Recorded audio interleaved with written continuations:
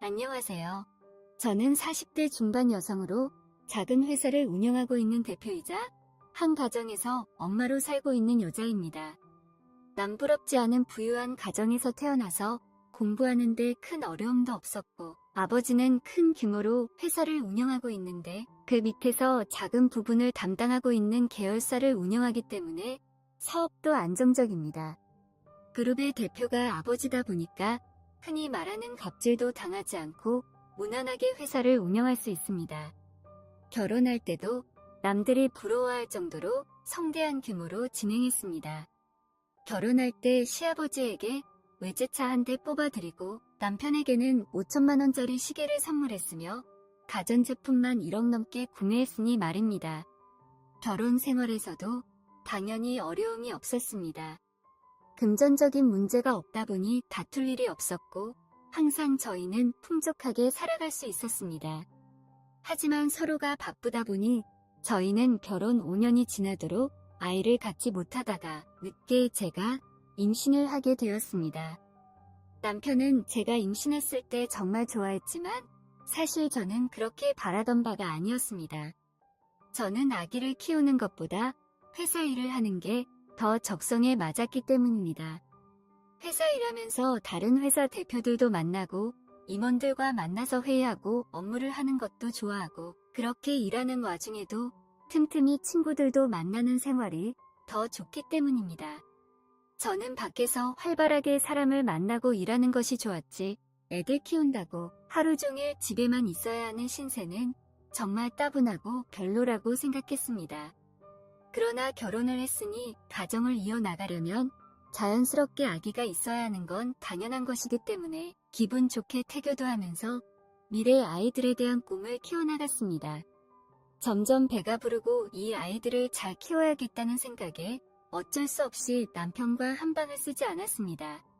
남편도 직장 일로 허구한 날 바쁘다는 핑계를 대며 술을 마시고 오더니 임신 중에 저랑 한마디 말도 없이 직장에 사표를 내고 뜬금없이 개인 세무사 사무실을 내게 되었습니다.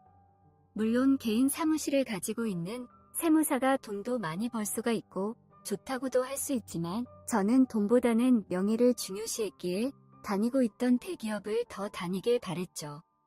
어차피 저희 집에 돈이 많은데 왜 그렇게 돈에 집착하는지 이해가 안 됐고 게다가 이렇게 한마디 상의도 없이 다니던 회사를 그만둘 수 있냐고 남편한테 따지게 되면서 심하게 다투었습니다.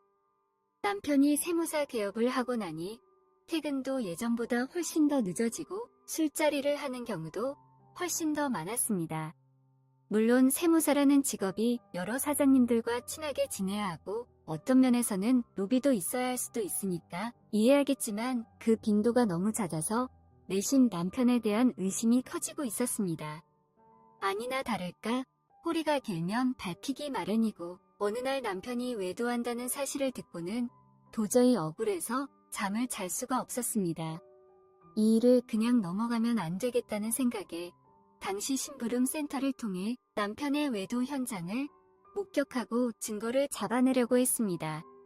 남편은 자기보다 10살 어린 여자와 연애를 하고 있었고 둘이서 술을 마시거나 영화를 보는 것은 물론 숙박업소까지 드나들면서 사랑을 나누는 걸 알게 됐고 이에 대해서 남편을 추궁하자 처음에는 남편이 잘못을 인정하고 다시는 그러지 않겠다고 했으나 시간이 지나도 외도는 그칠 줄 몰랐습니다. 그래서 저도 이혼하기로 결심하고 뱃속에 있는 아이를 남편과 한마디 상의도 없이 지웠습니다. 제 의지가 너무 확고하다 보니 남편도 더 이상 어쩔 수가 없었는지 이혼을 하자고 했고 남편의 외도로 의한 이혼이었기 때문에 위자료와 같은 재산 분할은 일체 없었습니다.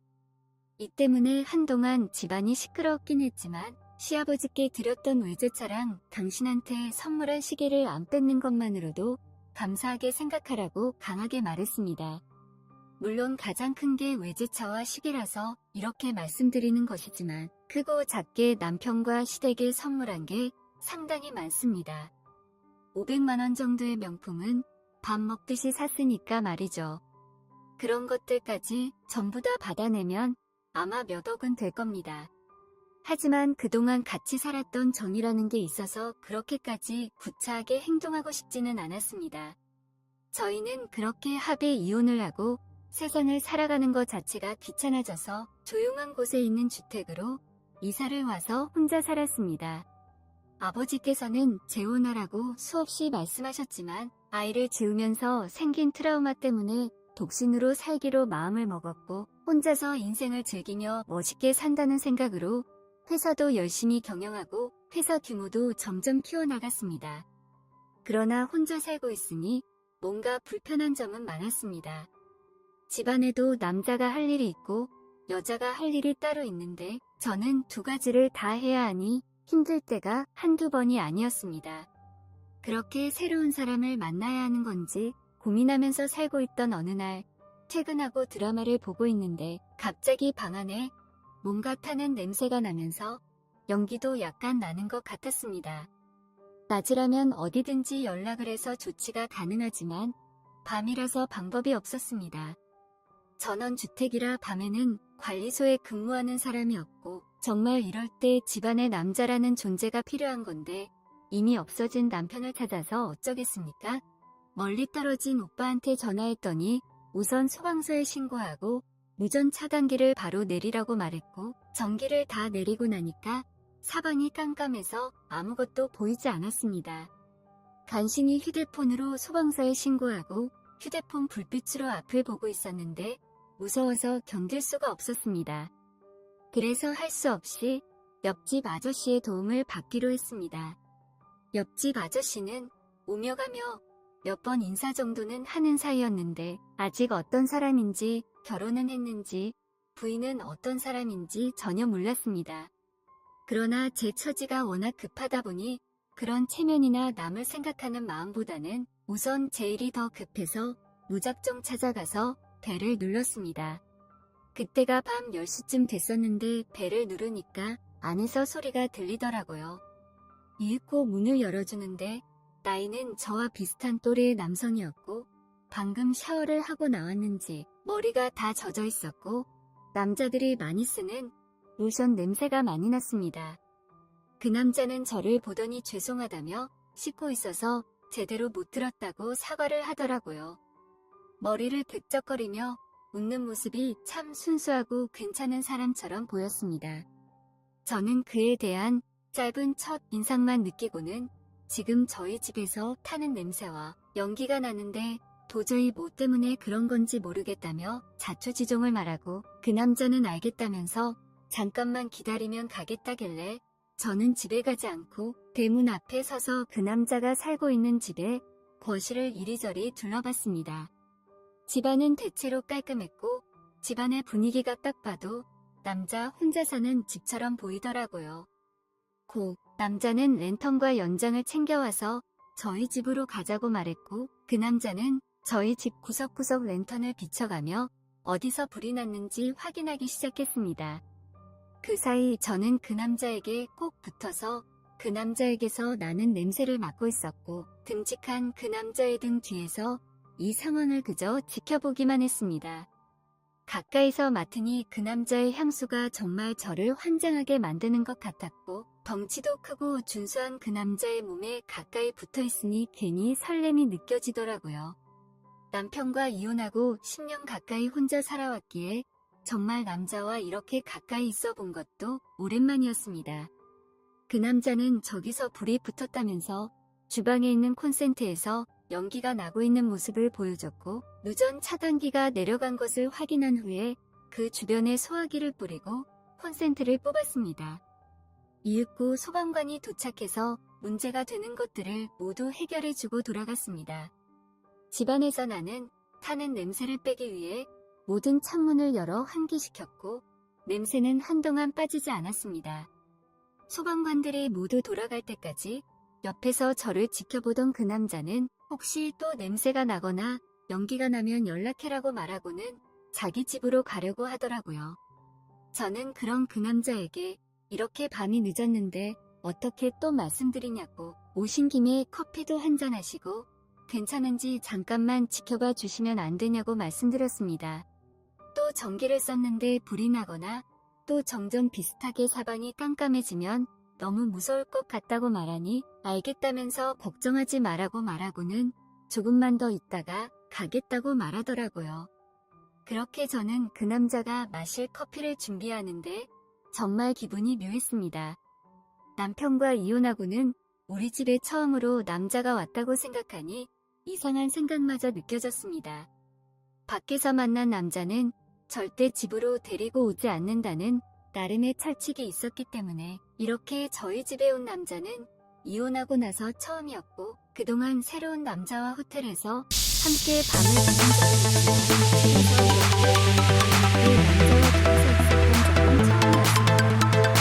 호텔을 준비하고 있는데 그 남자는 저에게 가지는 큰 아쉬움을 보이더라고요. 저는 부끄러웠지만 지금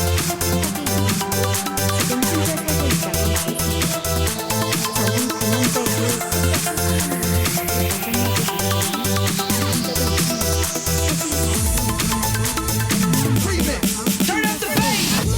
남자에게 우리 둘 다 처지가 똑같다면서 서로를 보면서 한참을 웃었습니다. 아까 전에 그렇게 어두울 때였고 생긴 이야기를 잘 감사했었는데 사실 그런 게 아니야. 축전지가 전기가 약하다고 가끔씩 그렇게 전기가 나가니까 전기 화재가 생긴다고 하더라고요. 이 충전기 실수였던 전기가 뭘 잘못했는지 전기 콘센트가 다 약하다고 하더라고요. 그래서 집집마다 따로 전기 시공을 다시 하는 경우가 많다고 저희 집도 시간 내서 콘센트를 모두 교체하라고 말하더라고요. 이렇게 차 한잔 마시고 고맙다는 인사를 10번이라도 더하고 보내드렸습니다. 그 남자는 현관을 나가면서 혹시 전기가 아니더라도 집안에 뭐 붙일 것 있으면 말해달라며 전기세팅이 좋은데 다 있는 거라고 말씀하시고는 떠나시더라고요. 짧은 시간이었지만 그 남자는 정말 좋은 분 같았습니다. 그날 이후로 회사에서 일할 때도 그렇고 집에 돌아와서도 그 아저씨 생각이 자주 나더라고요. 그러던 어느 날 회사 거래처에서 정보를 한 상자 받게 됐는데 가끔 이렇게 거래처에서 선물들을 보내줍니다. 이쪽 어플에서는 서로 선물을 주고받는 게 걸리더라고요. 아무리 이런 거 하지 말라고 해도 사실은 다 하거든요. 굉장히 큰 전복 상자였습니다. 아마 택배로 오지 않을 거면 저 혼자서는 될 수가 없겠네요. 마침 그때가 주말이었고 연도 많아 혼자 다니고 수도 없어서 옆집 아저씨분 좋아한다는 생각으로 전복을 맛있게 요리해서 옆집 재료 누르고 들어갔더니 청소 중이라면서 집이 지저분하다고 하더라고요. 그래서 전복 좀 드시고 하라고 요리해서 가져왔다고 했더니 자기 집은 너무 지저분하다고 저희 집에서 먹으면 안 되냐고 말하더라고요. 그래서 저희 집으로 와서 전복에다가 술을 한잔하는데 그 아저씨는 자기 집을 정리하느라 아직 식사를 못했다면서 정말 맛있게 드시는 것이었습니다. 제 남자가 아닌 다른 남자지만 맛있게 먹는 거 보니 너무 기분이 좋았습니다. 도대체 뭘 청소하길래 이렇게 대청소를 하고 있냐고 물었더니 전부인이 남기고 간 짐들을 모두 버리려고 하는데 생각보다 분량이 많아서 정신이 없다고 하더라고요. 겉보기에는 관계 없는 것 같아도 한번 이걸 끄집어내기 시작하면 끝도 없어진다나 이러나 소심한 이야기들을 나누면서 술을 마셨습니다. 원래 저는 그렇게 술을 잘 마시는 스타일이 아니었는데 사업하면서 사장님들과 함께 술자리를 하다 보니까 자연스럽게 술을 잘 마시게 됐습니다.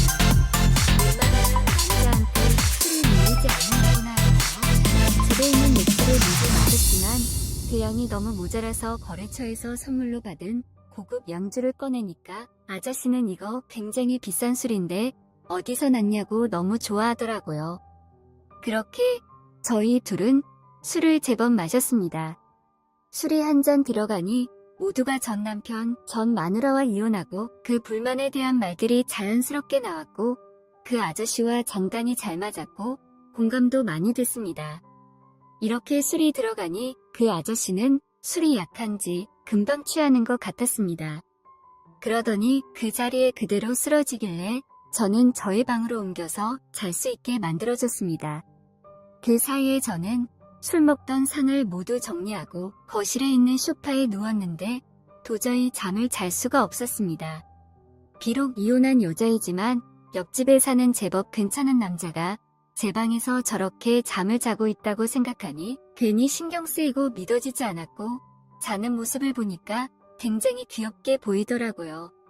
생각보다 순하고 착한 데다가 어떤 면으로는 남자 같은 면이 있어서 마음이 많이 끌렸습니다. 에어컨을 틀어두면 감기 걸릴까봐 에어컨을 껐더니 땀을 흘리더라고요.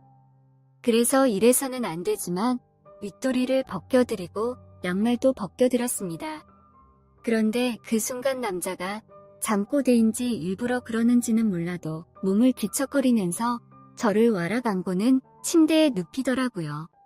그러고는 다시 그 남자는 잠들었는데 더 움직이면 깰까봐 저도 그대로 그 남자 옆에 가만히 누워 있었습니다. 가슴이 두근거려서 가만히 있을 수가 없었습니다. 그 사이에 저도 모르게 저의 한쪽 팔이 그 사람의 가슴 위에 올라가 있었으며 마주보고 숨 쉬는 숨결을 그대로 느낄 수가 있었습니다. 정말 그 순간을 참는데 환장할 지경이었습니다. 너무 참기가 힘들어 눈을 뜨고는 그 남자를 가만히 쳐다보고 있었습니다. 어느새 저의 손은 그 남자의 아랫도리로 향했고 그곳을 계속 만지고 있으니 옆집 아저씨는 잠에서 깼고 자신의 아랫도리가 잔뜩 화가 나 있는 걸 보고는 깜짝 놀라더니 이윽고 곧바로 상황을 파악하고는 저의 행동에 맞춰주더라고요. 그렇게 저는 그 남자와 입을 맞춘 후에 정말 깊숙한 사랑을 나눴습니다. 오랜만에 나눠보는 남자와의 육체적인 사랑은 달콤했습니다. 옛날 남편과는 완전히 다르다는 걸 느꼈습니다. 그날 이후로 저는 일부러 그 남자의 출근 시간을 맞춰서 나가기도 하고 시간 있으면 옆집인 그 아저씨 집과 우리 집을 들락거리면서 사랑을 나누고 있습니다. 너무나도 늦게 새로운 인연을 만난 게 아닌가 싶지만 지금이라도 이렇게 좋은 사람을 만났으니까 저는 행복합니다. 이제 그 사람과 재혼을 생각하고 있는데 앞으로 어떻게 될지 모르겠지만 저희의 앞날을 응원해 주시면 감사하겠습니다.